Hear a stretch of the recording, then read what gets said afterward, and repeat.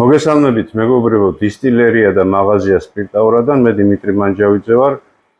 დღეს მე მსურს მოგაწოდოთ ერთი ჩემი აზრით სასარგებლო მონაცემი, ინფორმაცია იმის შესახებ თუ რაოდენობით სპირტს, აბსოლუტურ სპირტს აორთქლებს 1 კილოვატის სიმძლავრე. ეს იქნება ტენი, ინდუქციური ქურა თუ სხვა ელექტრომოწყობილობა.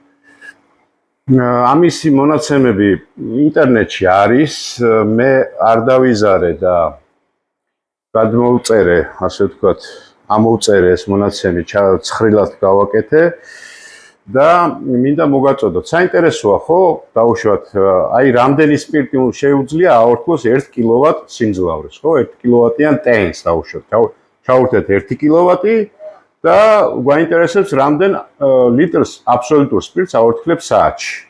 კი ბატონო, აი ეს ცხრილი ძალიან კარგი რამეა, ეს მეცნიერების მიერ ექსპერიმენტები და ემპირიულად დამოწმებული მონაცემია და ამაში ხა ეჭვის შეტანა არ ღირს და ამიტომ ნახეთ რა ხდება, დაუშვათ ჩავასხით 10 ლიტრი სიტყვაზე, ან 100 ლიტრი აბსოლუტური უпроსტად სპირტ ნედლეული 30% შემცველობის. შევუნთეთ 1 კილოვატი სიმძლავრე, ჩავხდეთ ტენი დავუშვათ და დავაყენეთ 1 კილოვატზე და ეს გვაძლევს შემდეგს. საათში 2 ლიტრ აბსოლუტურ სპირტს ამოაორთქლებს. 2.02, ნუ ეხლა აქ ჩავთვლით 0-ს 2 ლიტრა ვთქვათ. ჩამოვიდეთ შემდეგი მონაცემი დავუშვათ 40%-იანი სპირტშემცველობის ნედლეული გვაქვს. ამ შემთხვევაში 2 ლიტრა და 220 მილილიტრს აორთქლებს. და ასე შემდეგ რა, ნუ 70%-იანი სპირტნედლეული დაუშვათ აორთქლებს უკვე 3 ლიტრს და 150 მილილიტრ აბსოლუტურ სპირტს. 96 რო ჩავასხათ, ნუ აი ესეთი მაღალ სპირტიანი აგვიორთქლებს 4 ლიტრსა და 95-ს, თითქმის 5 লিტრს. 90%-იანი დაუშვათ 4 ლიტრსა და 370 მილილიტრს და ასე შემდეგ. ეხლა ეს მონაცემი თავისთავად საინტერესოა, ხო? ინფორმაციის სახით რომ ვიცოდეთ, აი გავაჩერებ ამ კამერას. ნუ დაასკრინშოტეთ, რა ვიცი, თუ გამოგადგებათ, კი ბატონო, ან ინტერნეტში მოიძიეთ, იქაც ნახავთ.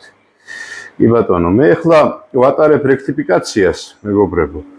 მეორე რექტიფიკაციას ვატარებ და მეორე რექტიფიკაციის ამოცანა არის, რომ ამ შემთხვევაში მოხსნა თავფრაქციები. ნუ რახი პირველ რექტიფიკაციაზე მივიღე 96-4 და ამ შემთხვევაში მეორე რექტიფიკაციისას, ხო, აქ უბრალოდ აღარ არსებობს, თითქმის აღარ არსებობს რახის ზეთები და მაგრამ თუ არსებობს თავფრაქციები, ხო? ეხლა მეცნიერულად ასევე დამტკიცებულია, რომ იმისთვის რომ მთელი სპირტნედლეული, ქვაბში არსებული სპირტნედლეული მთლიანად ამოვიდეს სვეტის ზედა ნაწილში და განთავსდეს იქ, ამისთვის საჭიროა რომ ქვაბში არსებული აბსოლუტური სპირტი მთლიანად ამოორთქლდეს და ჩავიდეს უკან.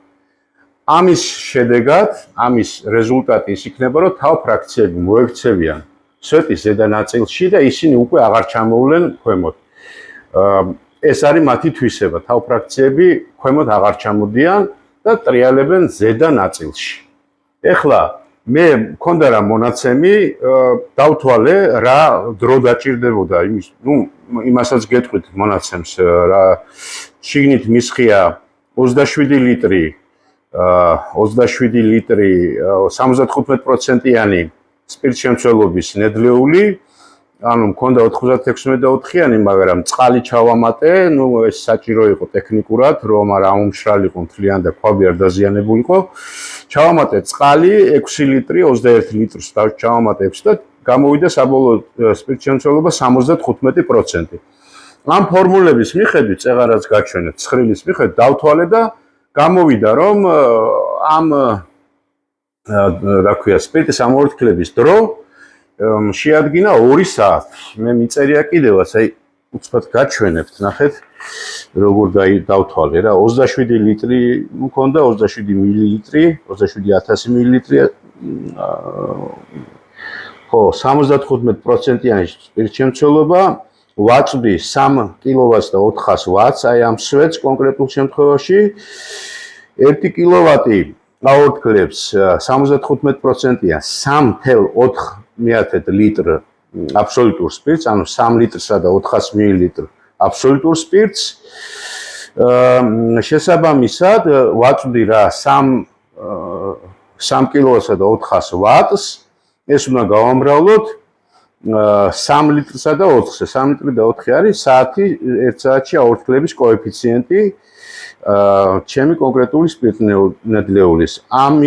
ამიტომ ეს უდრის ჩემი კონკრეტული შემთხვევაში ქვაბი მიორთქლებს 11 ლიტრსა და 500 მილილიტრ 11,5 ლიტრ, ანუ აბსოლუტურ სპირტს. ხო, ამას დაჭირდა შესაბამისად რო გადავთვალე 2 საათი. ნაკლები ჭირდებოდა, მაგრამ 2 საათი თავი დავიზღვი ასევად და ასე ვთქვა და მთელი თავ ფრაქციები შევამწყდიე სვეტის ზედა ნაწილში. ეხლა მე ამ სვეტზე, თავარ სვეტზე მიდგას პასტერიზების სვეტი. პასტერიზების სვეტის ქვედა ნაწილს გააჩნია პროდუქტის მიღების კვანძი. ანუ აქედან ვიღებ მე პასტერიზებულ სპირტს. ხოლო ზედა ნაწილში სვეტის, აი მეორე პროდუქტის მიღების კვანძია დეფლეგმატორსა და პასტერიზების სვეტს შორის არის მეორე პროდუქტის მიღების მეორე კვანძი და აქედან მთელი პროცესის, მთელი რექტიფიკაციის განმავლობაში უკვე ვიღებ ვადენ უпростоრეთ თავ ფრაქციებს. აი ესეთი ნელი ნელი სვლით. აი აქ, ახლა ფანჯარაში ჩანს დიოპტერში, აი ასეთი სიჩქარით რა. ხო, ეხლა ეს ფორმულები მე პირადად ამ კონკრეტულ შემთხვევაში, აი ამ მოწყობის სვეტის პირობებში ძალიან გამომადგა, არ მომიწია ზედმეტი ლოდინი, მარჩიელობა და ასე შემდეგ. ზუსტად ვიცოდი რომ 2 საათში, მაქსიმუმ 2 საათში თელის თავები ზემოთ ავიდოდენ, შესაბამისად მომეცა საშუალება 2 საათის განმავლობაში დრო არ დავკარგე, რომ დამეწყო პროდუქტის მიღება. აქ მოდის უკვე წერია კიდევაც მეორე რექტიფიკაცია 96 და 6 ვიღებ კონკრეტულ ამ შემთხვევაში. ხოლო აქეთ არის დარჩენილი თავები, რაც არის, მოკლედ აქედან პარალელურად მიმდინარეობს თავ ფრაქციების მოხსნა. აი ეს მინდოდა მეთქვა მეგობრებო, ცოტა თუ ძელი ვიდეო გამომივიდა ბოდის მოგიხდით, მაგრამ გამიხარდება თუ ეს ინფორმაცია თქვენ მოგიტანთ სარგებელს. აბა კარგად ბრძანდებოდეთ მომავალ შეხვედრამდე.